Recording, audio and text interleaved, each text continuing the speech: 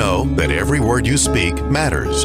Are your conversations making a difference? With a passion for words and a heart for conversation, Teresa Velardi is a self-professed word nerd, best-selling author, BizCat 360 columnist, and publisher. Children's books as well as fiction and nonfiction books are welcomed at We Be Books Publishing and Book Endeavors, the imprints of her company, Authentic Endeavors Publishing. Whether written or spoken, Teresa strives to encourage and inspire meaningful conversations that make a difference.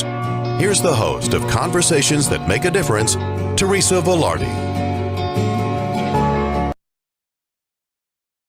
Hey everyone, and welcome to Conversations That Make a Difference. I am Teresa Velardi, and we are here today with some incredible gentlemen who have all served in the United States of services at one point or another. They're each from a different service organization. So before we get to introduce them and have a conversation with them about this new best-selling book, Business Secrets, From the Battlefield to the Boardroom, let's just start with some information about the show. We are live the first and third Tuesday at 5 p.m. Eastern, but you can listen to replays on every Tuesday morning at 5 a.m. and at 5 p.m. Eastern Time. We are with syndicated Dream Vision 7 radio network, and you can listen to us online in your car, on YouTube, and you can even ask Alexa. Don't say too loud because Alexa will start playing Dream Vision 7 radio network. So welcome everyone. We know we start with a prayer. I usually start with a serenity prayer. So let's take a second to do that, okay? God, grant me the serenity to accept the things I cannot change, the courage to change the things I can, and the wisdom to know the difference. And I want to say also that it is by God's grace that we are, all of us, fabulous, blessed, and highly favored, living in our greatness, using our gifts and talents to make a difference in the lives of others with passion and purpose. And all of God's great universe is conspiring in our favor. And together we gratefully say, amen. Amen. Awesome. Amen. So let's get started with, I'm going to start with the author, the primary author of Business Secrets. He has a whole series, by the way. This is book number 4.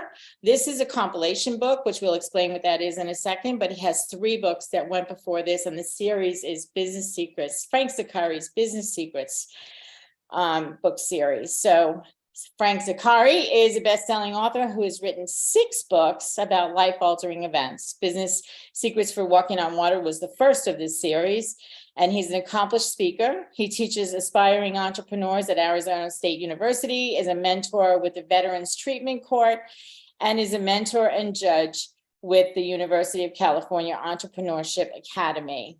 His international radio show, Life-Altering Events, which we used to be on Voice America, is now on Hotel Universe, Roku, reaches 220,000 listeners in 42 countries. With 30 years of expert experience as a successful executive, author, and entrepreneur, Frank teaches aspiring entrepreneurs and leaders to uncover hidden opportunities, find the connections to create solutions to business and personal challenges, and build high-performing teams to succeed. He's a native of Western New York and now resides in San Diego. Frank, welcome to Conversations That Make a Difference. Thank you. It's always a pleasure, Teresa. Always a pleasure to have you. Larry Broughton, who wrote the foreword for this book, is an award-winning entrepreneur, CEO, best-selling author, former U.S. Army Green Beret, and an internationally acclaimed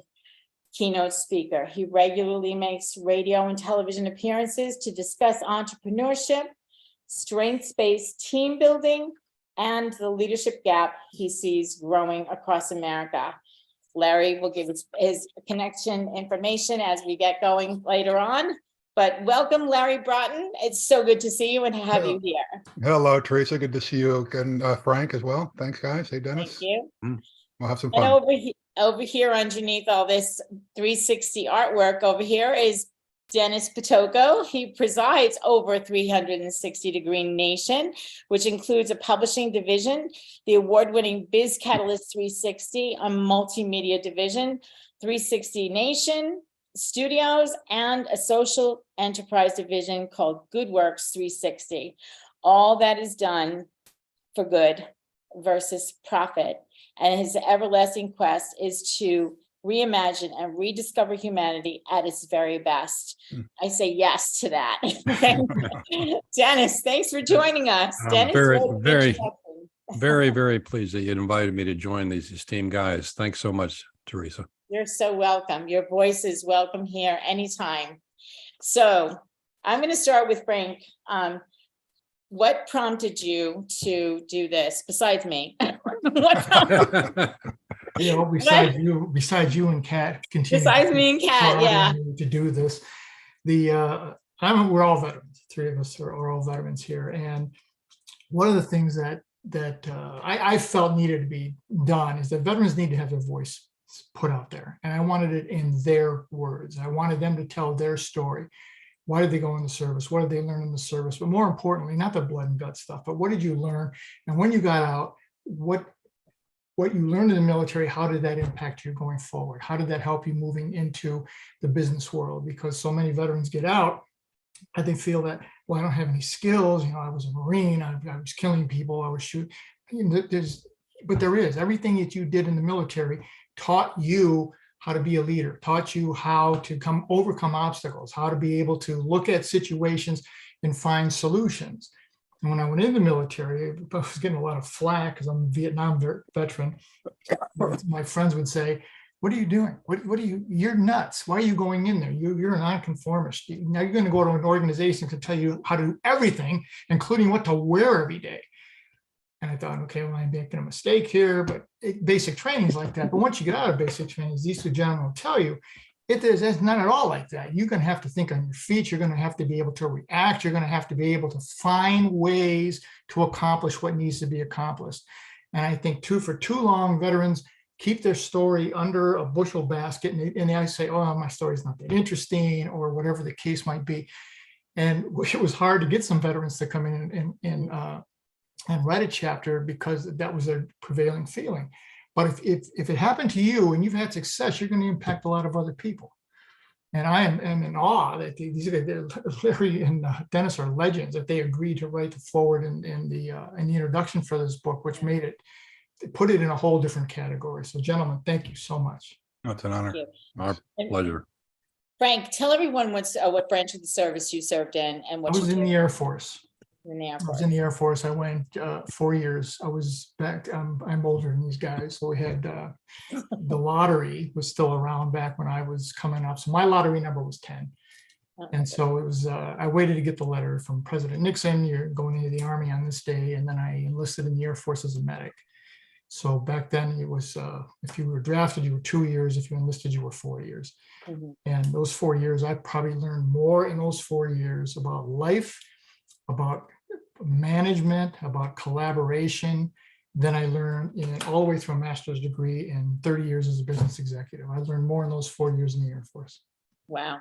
That's a huge statement. Larry, let's talk about you for a second here. Hey. So what branch of the service did you serve in, and what did your experience take you to once you got out? Yeah, you kind of hit on it earlier. So I was in the Army. I was in Special Forces, commonly known as the Green Berets. I spent about 8 years on Special Forces A teams, and then the training that was involved with getting there. The special operations community is a bit different than most of the conventional military. But what Frank was saying earlier is spot freaking on. And when I'm talking about that, I'm talking about where a lot of veterans don't know what are the transferable skills that I have that can actually help when I get out. Now, listen, if you're a medic and you want to get into the medical industry, it's kind of an obvious transfer, but that's not what most people do, right? Correct.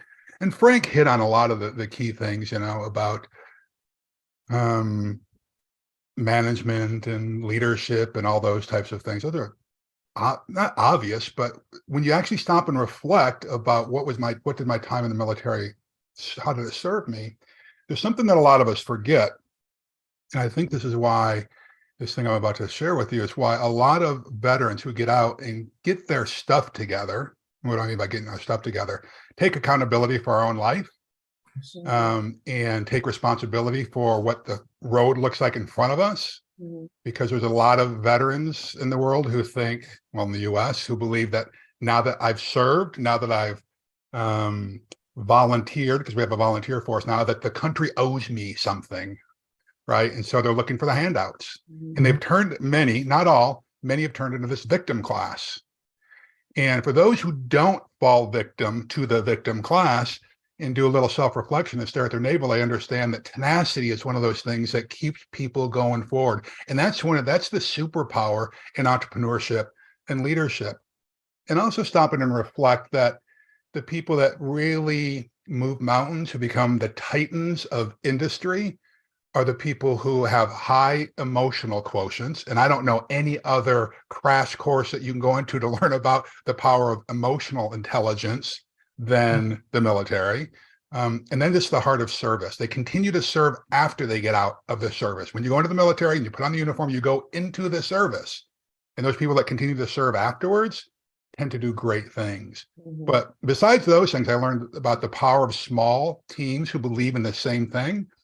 I learned about how leaders who subordinate their own personal agenda for the success of the mission do amazing things. I mean, how many people we can look around and see the leaders who are obviously stealing their, I hate this term, but you'll get it, subordinate or their followers' ideas and claiming them as their own, or they're grinding their team members down. That doesn't work in the real world. Right. It just doesn't, right?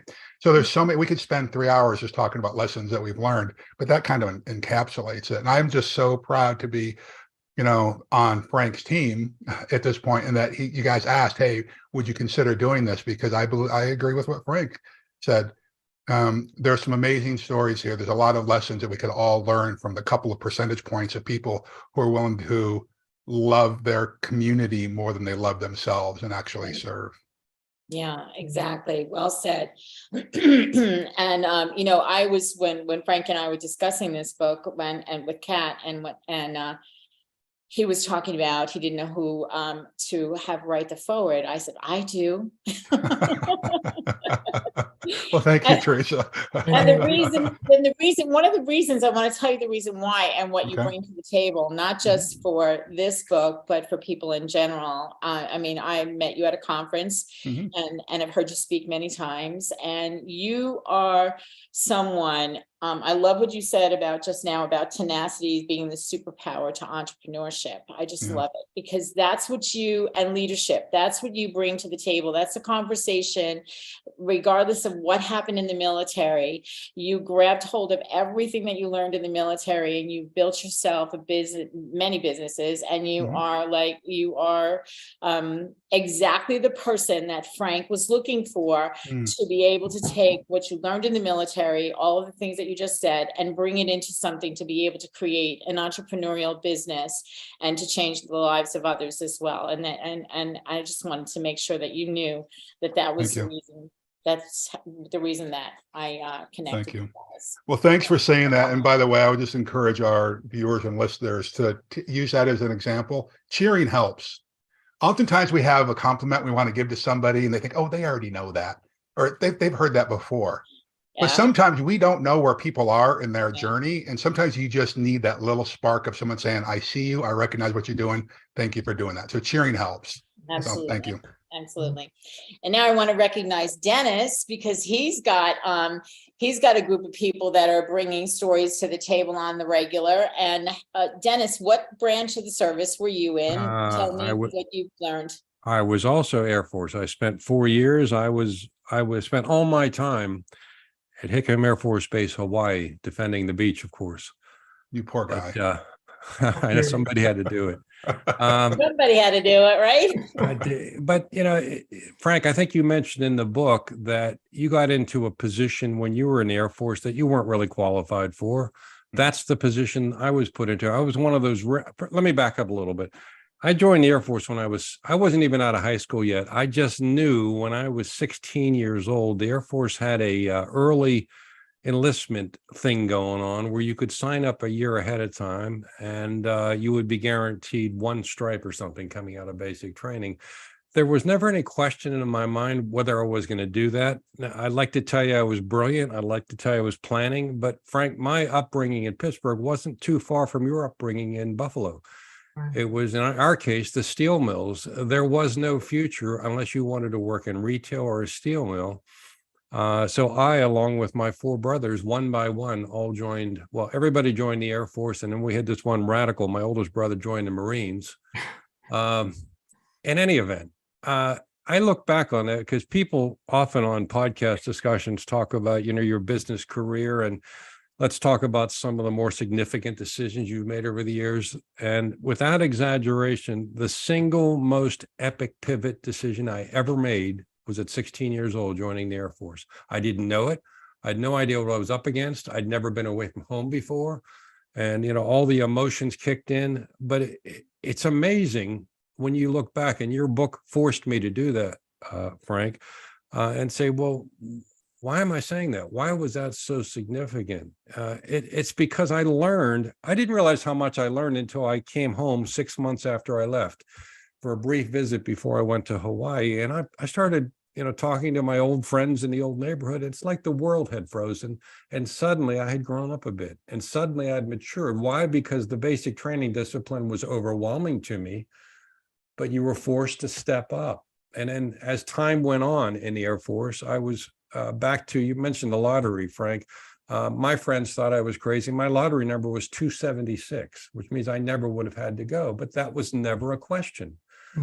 It was just, I'm going. I don't know where it's going to take me. Worst case is I'll get an education with the GI Bill. Best case is I'll learn enough to get a job when I get out. But I learned, how to push myself beyond limits that I didn't realize I had. And this may have already been mentioned, but, the success of the team versus just yourself, whether it be your platoon, whatever you're managing, standing up for what's right, taking risks, the difference between management and leadership. And boy, I realized that very, very early on in basic training. What struck me the most about your book, Frank, and I may have mentioned this in some of my opening comments, it was like reading a user manual for life. This wasn't theory. These weren't people that were coming out of college and saying, I'm going to write about leadership. I'm going to write about, these are real people that walked the talk. And that just resonates, right to your soul when you read this stuff. And I see myself in the mirror in many of those stories, even though I didn't tell one. So, I'm telling you, that's why I was so inspired when you asked me to take a look at it and say a few words, because my list of learning experiences was long overdue. Wow. Can I jump in here for 1 second, just to put an exclamation point on that? Frank, this book, Teresa, this book needs to be read by more than veterans. I'm afraid that we're screaming into an echo chamber sometimes when we're speaking in the veteran community, and we're encouraging our brothers and sisters. But I do speak about this often and write articles about this often, is that the great thing about the stuff that we're talking about today, you don't have to join the military to learn these lessons, but you have to have an open heart and an open mind to it. Right. And so I would encourage young people in particular, because this is where I get like nervous. I'm at the point in my life where I'm thinking about legacy. What's this going to mean to our country? What's this going to mean to my daughter and to grandchildren? Right.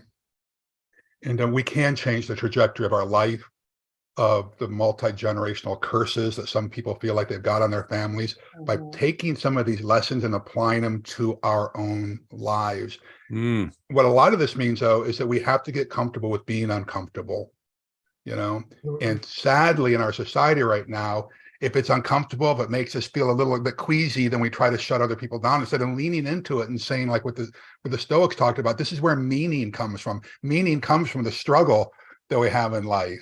Right. I wrestled from first grade through my senior year in high school. And the thing about wrestling and jujitsu and those types of things is you've got 6 minutes on a mat and it is going to be uncomfortable. I don't care whether you're winning or losing, all 6 minutes, you're going to be winded. You're going to be getting hurt. You're going to get elbows in the, in the mouth and all that kind of stuff. But you learn to fight on. You continue to struggle unless, you get pinned, of course. And the military is a little bit like that, too. There will be times where they say, embrace the suck. Well, I can tell you, I've been an entrepreneur a lot longer than I was in the military. And there have been a lot of those embrace the suck moments that if I would have given up and retreated or even surrendered, I would not have had the influence or impact that I've had on my family on the world. So more people need to be reading this book. I would encourage, give this book away to young people, give it away to new managers and new supervisors in your organizations. These are timeless lessons, timeless. I think it's, agree. I agree I agree. completely. I think one of the things that some of the feedback we're getting already is people who work in nonprofits, people who work in any type of service or community where you're putting service to others before yourself. And we got one woman today sent me a note and said, thank you. Just thank you. Say, this is how I try to live my life, and I don't think anybody saw it or appreciates it. And then I read this book and I see 19 other people who have similar stories that validates what I'm doing, that I'm no longer this isolated do-gooder over here that's really not involved, but there's and many people like me. Frank, if I can add, I think something else has to be put in perspective that I know Larry would recognize and you would recognize, the context of when we were in the service. And it wasn't necessarily the most popular place to be when you came home. No. And No, it wasn't. it's only in, recent years that it feels good when somebody says to me, thank you for your service. Because for a long time, that just didn't come up, or didn't come up in an authentic way. So there were some external influences that we were all dealing with on top of doing what we could for our country. And I don't think that can be lost.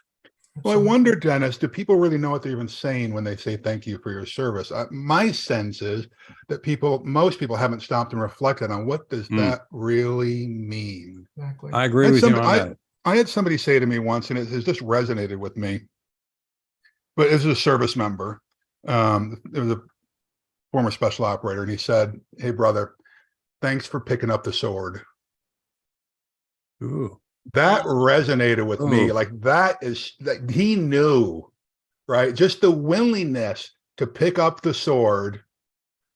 Because here's the thing, I think, team, that unless you've got a service member in your family, there are a lot of people, and I've heard this over and over again, they will stereotype military service members or veterans as angry, hateful, because you gotta be angry to go out there and be willing to kill somebody. Even if you never have, you got to be angry to do that. And I remember the conversation I had with him is no, I have been around some of the biggest swinging blanks in the world, the baddest mofos who walk the planet. And I can tell you, I've never been around more loving human beings in my life. Amen. You don't pick up the sword because you hate, you pick it up because you love your family so much. You love the man and woman to your right and left so much. You love our way of life so much that you're willing to protect it no matter what. These people love, and they love deeply. I've been out for a long time, but the people that I know that love the deepest are the people that I served with. Good for you. Well said. Absolutely. That's Goodness. perfect. The other thing that Wait. I'm sorry. We have to go to a break. I hate when this happens, but we have to go to a break. When we come back, we're going to talk more about this great book that these gentlemen participated in and Frank put out, Business Secrets from the Battlefield to the Boardroom. And we'll be right back to talk more about that. Stay tuned. What if dreams can diagnose your life? What if we can meet the love of our life in dreams? Join host Kat O'Keefe Canavas, the #1 internationally best-selling author of Dreams That Can Save Your Life, written with Duke University medical doctor Larry Burke. Dreaming Healing is where we'll explore dreams, research, and interpret dreams from you, the caller. Dreaming Healing shows can be heard every Tuesday at 9 a.m. and 9 p.m. Eastern, with live shows on the first and third evenings at 9 p.m. Eastern, 6 p.m. Pacific Time on syndicated Dream Vision 7 radio network. Come live your dreams out loud with Kat. Are miracles real? Can you move from mayhem to miracles? 30 prominent authors say yes as they share their high fives and down lows of challenges, abuse, addiction, and love. Experience hope, the magic elixir of miracles, through the personal stories of New York Times bestselling authors James Redfield, Dr. Bernie Siegel, Sister Jenna, Reverend Temple Hayes, and many more. If you like bestsellers, chaos to clarity, and crappy to happy, you'll love crying and laughing through Mayhem to Miracles. Sacred stories of transformational hope. Available now on Amazon and in bookstores worldwide. Did you know that every word you speak matters? What you say and how you say it can make or break a relationship or shift the outcome of any situation. Are your conversations making a difference? Faith in God, gratitude, authenticity, and giving are Teresa Velardi's heart. It's in this spirit that she's focused on making a difference in the lives she's blessed to touch. Conversations That Make a Difference is now on syndicated Dream Vision 7 radio network every Tuesday at 5 a.m. and 5 p.m. Eastern Time, with live call-in shows every first and third Tuesday at 5 p.m. Eastern. This is Dream Vision 7 Radio Network, uniting mankind with universal love. Our shows are created from the heart, bringing each listener to a place of divine enlightenment. Breathe, relax, and enjoy. Let life flow. And we're back with Frank Zacarri, Larry Broughton, and Dennis Pitocco, all part of Business Secrets from the battlefield to the boardroom. Frank, you started to say something before we had to go to break. Before we went on break, yes, I wanted to expand on what both Larry and Dennis said. And hearing, I agree with Larry. Thank you for your service. Yeah, it's nice to hear, but there's no meaning behind it. One of the guys, gentleman in the book, Kevin Matthews, who was a Marine, and one of the things he said was, I got out and it was, thank you for your service, but that's not what we need. That's not what the veteran needs. What the veteran needs is the opportunity to get a sustainable income. That's what they need. And what we have to do on the other side is go to these organizations, as these two gentlemen do, and tell them, I hear all the time, I can't find good people. I can't find good people. Well, you're not looking in the right place. There's a ton of good people out there, and you're just not putting in the energy and the effort. Now, why would you not want someone who's going to show up every day, who's going to be loyal to a fault, who's going to figure out whatever it takes to get something done? They're going to find a solution. Why would you not want someone like that? Because they didn't go to Stanford, because they didn't go to whatever school it was. Mm-hmm. Now, compare the two. One of the gentlemen in the book wrote a thing. He said, compare a 22-year-old graduate from, I don't give a damn what school they're from, and look at a 22-year-old person who's been in the military, who served. Military guy had got massive amount of training, hundreds of thousands of dollars of training, worked with some of the most elite, elaborate equipment on the planet, and showed up every day and was a leader. This gentleman over here from whatever school it is, he maybe can keep his car running. And that's about the extent of what he can do. You're not looking in the right place, business owners and big corporations, the people that are out there. Mm-hmm. Totally agree. Totally agree. Well said. Well said. You know, Larry, you said something earlier, and I'm going to go to the quote that you put in this book too. You talked about love being the key mechanism here. So many people go to their graves never fully understanding this powerful and crucial high-impact theme and its effect on the professional careers, political pursuits, personal lives, relationships, and spirits. I agree with you, because I'm a believer that we were put here for one reason. And if we were meant not to experience this emotion, we would each be individuals on the planet for as long as we stay on the planet, and then the next person comes. There would be no community. There would be no conversations that make a difference. There would be none of this. And the key ingredient to life on this planet, no matter what you do, I believe, is love. Love scares a lot of people, though, Teresa. Yeah, I know. Right, because there's no, for many folks, I don't know if most is the right number. I've been through enough therapy and enough personal development because to know that there are a lot of folks who don't have proper love modeled to them. And so they don't know what it means. There's a lot of dysfunctional love out there and codependency and everything else. I know that I love differently today at my advanced age than I did 30 years ago and that I did 40 years ago, for sure. But how did I learn this?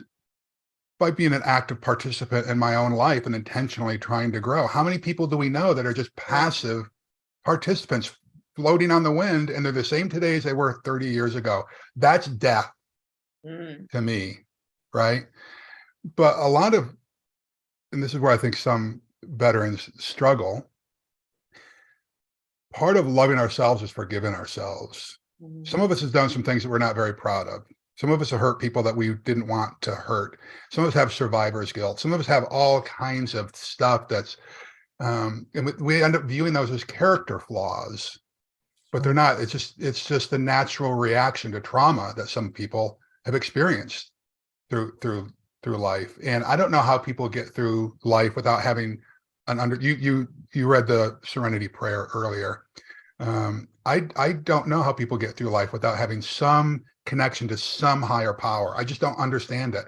I tried that for a while in my life, right? But when you learn that, like you were saying, that we were created to do great things in this world, we fight against ourselves sometimes, and we need to call on our higher selves and the angels to fight against ourselves sometimes. The biggest battle many of us are fighting is right inside here. Exactly. I agree with you. I think the other thing that about love is being in a position to have the kind of conversations that need to be had. Yeah. And I think this is what Dennis excels at, is we're going to have conversations that may be uncomfortable, but we're going to talk. Okay. Eleanor Roosevelt said during the Cuban World Crisis, either we're all going to die together or we're all going to have to learn how to live together. And if we're going to have to learn how to live together, we're going to have to talk. And some of those talks are not going to be comfortable. Isn't that right, Dennis? Yeah. I can tell you, Frank, you know how many hours we spend weekly and monthly and annually walking that talk. And what's amazing to me is still how many people can't get onto a call like this one and have just an honest, candid, open conversation about things that might be just a little bit sensitive. But I'm talking about, we don't want to right fight. We don't want to attack. We don't want to judge. We just want to have a place where we can comfortably say to Frank, talk to me about your service. And Frank feels comfortable to share anything he wants. And maybe I was a conscientious objector, I don't know, but leave the baggage at the door, have the discussion. What's remarkable about that, we've been banging on that humanity door for a lot of years, as you know, and we've actually got a forum that meets every couple of months. And the entire purpose of that forum, it's 2 hours to do what I just said. People get on the call and we bring some of the heaviest discussions you can imagine to the table. Could be the police issues, could be race issues, could be anything going on in the world, because these days, where else can you have that conversation comfortably? And why are we doing that? Not to stoke the pot. We're teaching ourselves how to have a thoughtful, difficult conversation. And I got a list up on my board here. There's 10 things I've learned over the last 3 years of doing these forums and I look at that list quite often to say, am I practicing that every day? So, I mean, you hit on a real nerve there, Frank, because these days with so much chaos and so much, the shootings, and there's always something to talk about. That's part of the problem. But where do you go? Right. And that's why I have this forum, Conversations That Make a Difference. We bring, this is only one conversation, one element of conversation that comes to this platform. And Frank knows, he's been here several times. And Dennis, you have people writing, and I need to do more of that for BizCat. Yeah, I do. I'm a little busy, but yeah, you have people writing about so many various things in life. There's something for everyone at BizCat. There is, and there's people are just pouring their heart out on the pages. Again, when you share who you are with the world, that in itself, and people don't recognize this as love, it's loving other people as well as loving yourself and giving yourself permission to share what your experience has brought you through. And it's not all about the service. The lessons in here, I love what somebody said it earlier, I don't know if it's Frank or Larry, but this is for everybody. This is not just for service people who are veterans. There's lessons in here that I mean, of course I had to read through the whole book. I loved reading through this whole book because there's so much in here for so many people. So Dennis, I'm curious, what's on that list that you have? By Oh boy, this could take us another hour here. Let me just grab it over here. I'm constantly reformatting here it is. There's 11 things. This list started out with 3 things about 3 years ago. And not to dominate this particular call with it, but something as simple as, let's assume Larry said something on this call that it just got under my skin, whatever it was. Rather than the old Dennis, maybe years ago, going right after Larry and bombarding him with objections or whatever, my response now is, Larry, help me understand, how do you arrive at that position? And then my job is to shut up and listen to what Larry said, because just maybe I'm going to walk away from that. Two things are going to happen. I'm probably going to see things from a slightly different perspective I never imagined because I'm not in Larry's shoes. And second of all, Larry and I are going to be a step closer to each other because now we're connecting at a deeper level that most people don't. The other thing I've learned is, if Larry, I'll pick on Frank. Larry, I'm not going to pick on you a lot here. Frank, I have very thin skin. Yes. Frank's more likely to incite a riot here. But if Frank says something that's out of bounds, why don't I say, Frank, do I have your permission to challenge what you just said? And if Frank says yes, he's opened the door, he's opened the kimono, and I can move in respectfully. If he says no, what's the point? Frank has locked himself in and he doesn't want to hear a third party. Now, I don't want to bore you with all these, happy to send them to folks, but we got 11 things and that's grown over the years. And there was a time where I used to avoid difficult conversations, no matter what they were, but now I invite them because I'm constantly testing these, what we call the lower the temperature working list. I love this. I love this. In the military, in fact, it's on a plaque at West Point. Part of it says to choose the hard right over the easy wrong. Amen. Having these kind of conversations, this is the hard right. How many times in our lives have we avoided the hard conversations with a loved one in particular or a business partner just because it's going to be easier just to get along, go along to get along? Yeah. But ultimately what happens, resentment builds up, right? Anger builds up. You end up living your life full of just this pain, sorrow, and resentment. Whereas if we could just respectfully communicate, then with no expectation really, except for learning, show me your perspective, Dennis, as you're saying. Yep. Intimacy comes then. Your description of opening the kimono, that's one of them that I use oftentimes. Somebody's got to be the first one to get vulnerable. That's what the whole act of opening the kimono is. Like, I have no weapons here. I'm not going to hurt you, right? Somebody has to step up. And then when you do that, the temperature automatically drops. I can tell you, I've been in relationships where I wish 30 years ago I would have had this perspective. Oh, me too. Me too. I'm telling you, this is wisdom of real experience here. And I wish we could bottle that up and put it on the empty store shelves. Yeah. Thank you, Dennis, for sharing. That's powerful. That's where I'm starting to see some of the change in the business that I interact with is the younger managers coming up are more, there's nobody pounding, well, there still are, but there's less and less people pounding on the desk and yelling because that didn't work 25, 30 years ago. And it certainly doesn't work now. Mm-hmm. Now it comes down to collaborating and getting to know the people that you work with and work for you, and knowing something about what it is that excites them and makes them work. The best example I had in the service when I came back from overseas, I was 21 years old, was in E4. And the colonel in charge of the hospital was a medic. He said, I want you to run the pediatric clinic. I thought, I don't know how to run a pediatric clinic, for Christ's sake. I can't even spell a word.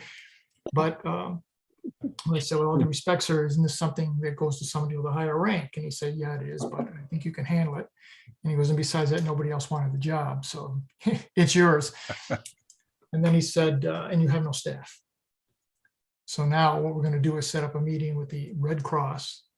And he said, I was a sergeant. He said, Sergeant, what you're going to have to do is explain to these people why we're doing what we're doing, how we're going to do it, and what you're going to do to support them, because they're volunteers. They don't have to show up. They don't have to give you a reason, and they don't have to care. So if you want to be successful, you're going to have to be able to show them that they can trust you and you respect them. And if you don't have trust and you don't have respect, you don't have anything. For a number of Marines, when they were wounded, we were talking to them, and they would say, the military, it's the mission. The mission is what's important. And these guys would tell me, it's not the mission. The mission's important, no question, but it's the trust and the respect that you build with the people that are in the mission with you. That determines success or failure. And that's not just a military thing. That is every walk of life. That matters. If you don't have respect and you don't have trust, it isn't going to work. Yeah. Right on.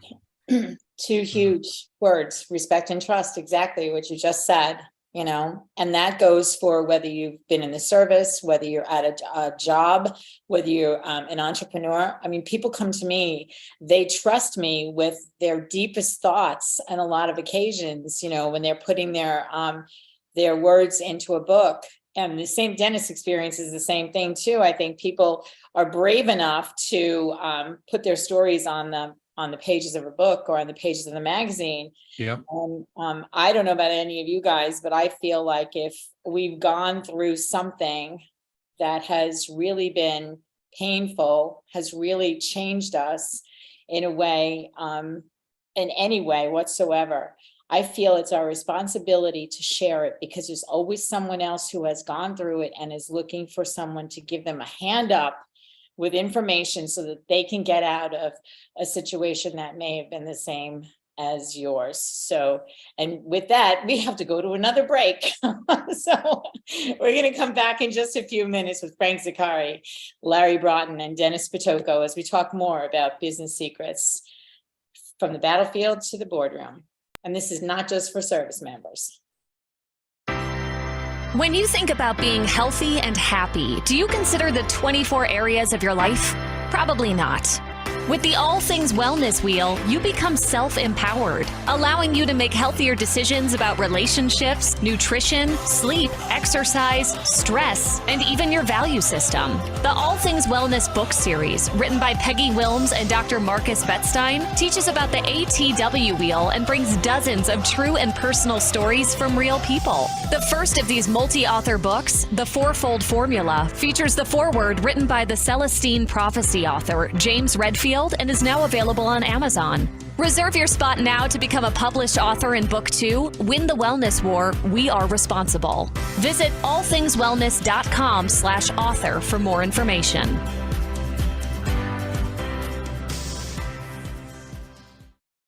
In a world facing annihilation, a miraculous African nun rises to become the first female pope through a web of war, murder, and betrayal. Loved by some, hated by many, she becomes the deadly target of Islamic terrorists and her own cardinals as she introduces a new vision that will either save humanity or accelerate its destruction. 4 people must race against a nuclear holocaust to learn her astonishing secret. Pope Annalisa is available at petercanova.com, Amazon, and other online booksellers and bookstores worldwide. Did you know that every word you speak matters? What you say and how you say it can make or break a relationship or shift the outcome of any situation. Are your conversations making a difference? Faith in God, gratitude, authenticity, and giving are Teresa Velardi's heart. It's in this spirit that she's focused on making a difference in the lives she's blessed to touch. Conversations That Make a Difference is now on syndicated Dream Vision 7 radio network every Tuesday at 5 a.m. and 5 p.m. Eastern Time, with live call-in shows every first and third Tuesday at 5 p.m. Eastern.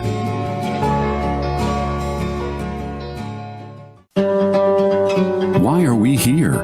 How can we be happy? Questions asked from millennials to boomers. Crappy to Happy, Sacred Stories of Transformational Joy answers them using true stories of grit, grace, and love. James Redfield, author of the Celestine Prophecy, wrote in the foreword, "This book is a seminar about emerging truths and offers grounded solutions through the art of the comeback." Dr. Bernie Siegel, a contributing author, wrote, "Bodies die, but spirits and consciousness survive and recycle." So, grab some tissues, open your book, and prepare to cry and laugh till it heals. Crappy to Happy by Reverend Ariel Patricia and Kathleen O'Keefe Cannabis. Available from Amazon, Barnes & Noble, and booksellers worldwide. This is Dream Vision 7 Radio Network, uniting mankind with universal love. Our shows are created from the heart, bringing each listener to a place of divine enlightenment. Breathe, relax, and enjoy. Let life flow.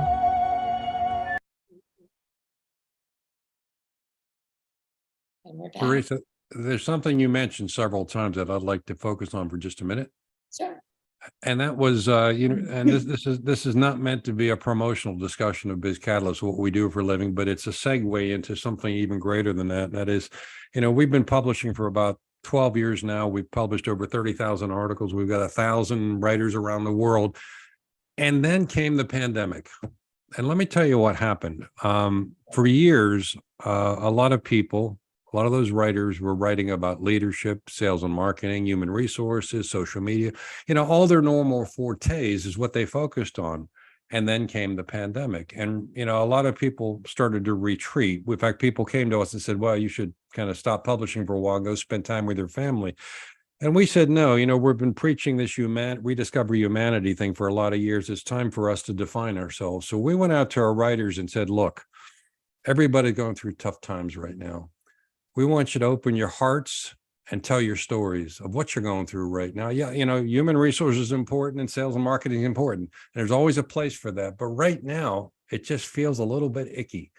So bring it on. And our only guideline for publishing is respectful and not mean-spirited. You can talk about whatever's on your heart and your head.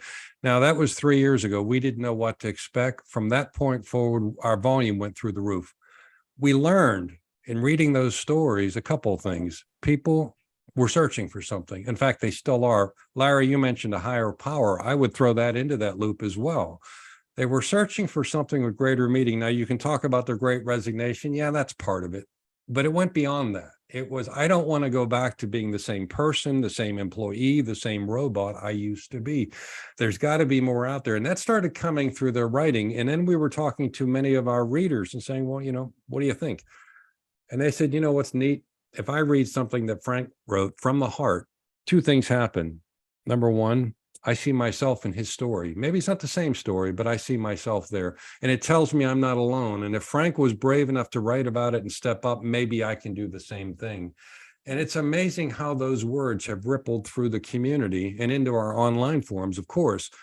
But it was that shift. And on one hand, yeah, the pandemic was terrible, but we all stopped and we were all in the same boat for just a minute. And it's been a remarkable learning experience for us. And we've never shifted back to what I'll call business. It's probably 90% storytelling from the heart, and the rest is the normal stuff that people just like to write about. But anyhow. That's an interesting point with the story. Years ago, I worked for NCR when it was trying to be a computer company, compete with IBM, right? Which they couldn't do. But I was on a fast track program because I was a little bit older. I'd been in the military, and they would send us away for a weekend, once a month or something. And they would go through this intensified training. Well, one of them was presentations. And it was back in the days when you had the overhead projector and you had to put the foil on with the light and the whole thing, right? Remember those? Well, I was the last one to talk. So I did my talk, and they had mentioned that we have our vice president of communication here, Zig Ziglar. Like, I didn't know Zig Ziglar from Adam at that point in my life. So I do the talk, and I'm putting the foils together, and I'm at the end, he's still standing in the room. And as I start to leave, he comes up, he puts his arm around me, and he says, Frank, you speak incredibly well. I'm going to forget 95% of all the crap that you just told me about features and functions. I'm going to remember the story. That's what I'm going to remember. That's what people remember. And that's why it's so important that we tell our story. Amen. I agree. And I'm going to just bring this up, Daily Gift of Gratitude. This is a compilation book with stories about gratitude and how people who had none now live lives of gratitude. And it's just one page a day. Everybody just read one little page, one story. I have somebody in my life who got a copy of this book, texts me, Facebook messages me, calls me, and says, one is better than the next. You can't believe how many times I've cried. You can't believe how many times I've laughed. You can't believe how I relate to these people. So it's all about the story. It's all about the story. And by the way, we're collecting stories for the next one, which is going to be a daily gift of hope. And all of you gentlemen are invited to come on board. Just send me a story. I'll give you the details later on. But I just think that the more voices that are getting out there, bringing light to what is perceivably a dark time in our lives with all the insanity going on, and we won't get into that conversation, but I think people need hope. I think people need to learn how to be grateful. I think people need to learn how to be kind to others. That's the third one, daily gift of kindness. So this was a little tap on my shoulder about 6 years ago. God tapped me on the shoulder and said, I want you to do this. And it took me all this time to put together the first volume. So I'm hopefully gaining some momentum and going to fill those other volumes with many more voices to bring light into this world. The stories matter. I think what Larry said when he was up and talking with these groups is, let's start thinking different. To steal a phrase from Steve Jobs, status quo, best practice, it's the way it is. That's giving up. Let's look at it from a different set of lenses. Let's look at it from how do we get to where it is we want to get to, as opposed to, well, I can't do it because this is the way it's always been done. Mm-hmm. Yeah, crazy. So I have to ask you, Frank, which one of the stories in this book stands out to you the most that someone else has written? The one that blows me away was an interview, and it's with the Albert Pucciarelli. And he was, when I met him, he was 94 years old. He was a World War II veteran, 18 years old, gets sent to Italy, in the bloody boot in Italy. And he gets hit, his position gets hit with a mortar, and he loses his leg below the knee. Okay. And he didn't even realize that he was hit, but the guy that was next to him, he knew was severely wounded. So he went over to try to help him and realized, I can't stand up, I have no leg. So he was more concerned about his partner, his battle buddy, than he was about himself. And then he had put a tourniquet on, took every pill that they give you in the packet, and said, well, one of three things is going to happen. I'm either going to bleed out and die, the Germans are going to find me and kill me, or if the good guys are going to find me and maybe I survive. Well, the good guys found him, brought him to the hospital, and he's 18 years old. For the rest of his life, he was the single most active person I've ever met. Jobs that he did, he had legs back then with just a peg. They weren't like prosthetics like we have today. And he was involved in every possible thing you could be involved with, for charities, with veterans, with people in need. And he did this his entire life. At 94 years old, he was invited by the California CAF, California Athlete Foundation, or Challenge Athlete Foundation is what it's called. And they had him up on a stage on a stationary bike, and they had a bike class going on, cycling. And he was beating people 40, 60 years younger than he was on this bicycle that he kept pedaling. All right, so he gets done, he comes down, and I do the interview with him. And I said to him, Albert, you're 94 years old. How do you do this? How do you stay so active? And the line, the most powerful line to me in the entire book was, Frank, I came back broken, but I came back. So many people didn't come back, and I owe it to them to live the life that was taken from them. Single most powerful story in the book, in my opinion. Oh, Hope. He came back. Hope. I can't believe we only have a few minutes. We're at 5:52. We have about 6 minutes left. So, Larry, Yeah. what is one thing you have to say about this experience being part of this book? And then please also give your contact information, how people can get in touch with you and what you have going on, how people can participate in anything that you have happening. I'm sorry, what's the first part of that? Give you what? What Experience from the book? your experience from the book, being part Okay. of it, or is there something Yeah. that you read that touched you? No, a lot of it's touched me, reading through the book and just resonating with some of the stories. Some of those reminded me of journeys that I've been on in the past. Sometimes we get so busy in life, we forget, right? Mm-hmm. But as I was reflecting after you guys had invited me to write the foreword on this, boy, there's so much I could have written, right? When you try to, you only got so many words to do it. But I'll say this. Just if you are a military veteran, keep serving. But just a couple of lessons I try to remind people of is like, second chances are game changers. Accept second chances. We've all screwed up, and sometimes people want to give you a second chance, but we beat ourselves up. But also give second chances over and over and over again. Each day in my company, we start our morning meetings off with a moment of gratitude. Each person says what they're grateful for that day. And so I would encourage people to offer grace, patience, and forgiveness freely and often. And that includes yourself too. And I guess, Teresa, the last thing I would say, and I think I included this I wrapped up the foreword of the book basically this way, is this: this is going to blow some people's minds. Just stop chasing success. Mhm. If all you do is chase success, it's going to drive your life off a cliff, is the way I describe it. And I can say it that way. And the way I say it is because that's what it felt like for me. But instead, seek a life of significance. Play a significant role in the life of your family members, of your business, of your community, of your church. Success is the byproduct of living a life of significance. People can find me, like I'm on all the social media platforms, just at Larry Broughton. My website is thelarrybroughton.com, and you can find everything you need right there. Thank you. I love what you just said. Success is the byproduct of living a life of significance. That's just, take that away, everybody. Take that away from this. There's so much to take away from this conversation. So, Dennis, how about you? What's one thing that you want to say? Well, I'll keep it brief, but as I was strolling through the book back when Frank sent it to me, there's a quote in there that just stopped me in my track because it couldn't have been said better. I don't know how many words are in this book. You folks probably do, but it was only 32 words, but I highlighted them and I came back to them today. And it's a veteran is someone who at one point in their life wrote a blank check made payable to the United States of America for an amount up to and including their life. Now, that's not attributed to anyone in particular, but boy, doesn't that just say it all. Yeah. Yeah. Yes. Dennis, how can people get in touch with you? And what are you looking for stories? Do Sure. you have anything you want to say about Biz Catalyst?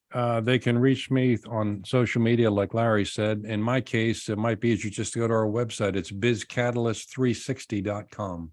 You'll find me and 1,000 other people there, as a matter of fact, including Teresa and Frank. Yeah. And Larry, it's just a matter of time. We're going to get you. Right. Sign me up, baby. Sign me up, he said. Boy, did we just Put me in, coach.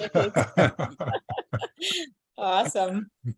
Frank, what are some last thoughts about this experience? And tell people how they can get in touch with you. Tell people how they can get the book and what's going on next for you.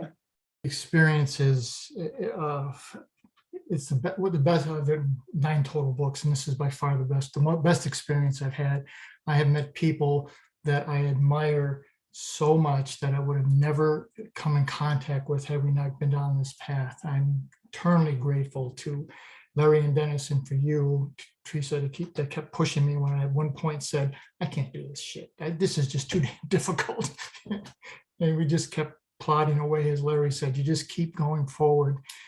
And it's the best experience of my life. As an author, it's by far the best. The book is on Amazon. It's in Kindle form. It's in print form. And you can reach me at all the social media places they talked about, LinkedIn, Facebook, send me an email. I'm easy to find. FrankZacarri.com too. Yes. Yeah. Gentlemen, I am so honored to have had this time with you. This has been an awesome conversation. Thank you for saying yes to the invitation to join us. And everything that you have said today will impact someone who listens to this conversation. So for those of you listening, be sure that the conversations that you have are making a difference in the lives of someone else. And until next time, we'll see you again soon. Take something away from this conversation that you can share with somebody. Start a conversation. Begin that loving relationship that will come from it. So thank you, gentlemen. Have a great day. We'll see you next time. You're welcome. God bless. Thank you. God bless you all. Tune in next time for Conversations That Make a Difference with host Teresa Velardi every Tuesday at 5 a.m. and 5 p.m. Eastern, with live call-in shows every first and third Tuesday on syndicated Dream Vision 7 radio network. Thank you for listening, and thank you to our producer Rachel and to our station owner Deborah Beauvais, working behind the scenes. Be sure to go to conversationsthatmakeadifference.com for your free gift. Make sure your conversations make a difference.